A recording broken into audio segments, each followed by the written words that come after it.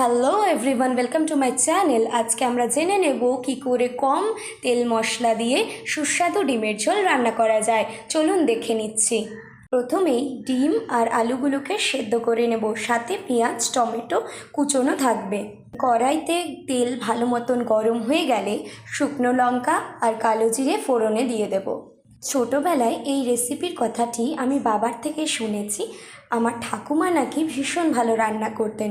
ভালো মতো ফোড়ন দেওয়া হয়ে গেলে এবার আমি পেঁয়াজ আর টমেটোটা ছেড়ে দিলাম, তাতে স্বাদ মতন হলুদ আর নুন দিয়ে ভালো করে মেশাতে থাকবো। দুর্ভাগ্যবশত আমি আমার ঠাকুমার হাতের রান্না নিজে চোখে সেভাবে দেখতে পারিনি, আমি সেভাবে খেতেও পারিনি।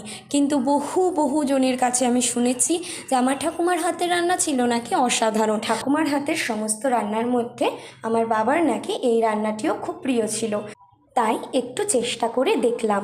পেঁয়াজ আর টমেটোটা একটু লালচে ভাজা হয়ে এলে সেদ্ধ করে রাখা ডিম আর আলুটা ছেড়ে দিলাম। তারপর অল্প নাড়িয়ে নিয়ে আমি জল মিশিয়ে দিলাম। এবার স্বাদ মতো একটু নুন আপনি চাইলে দিতে পারেন।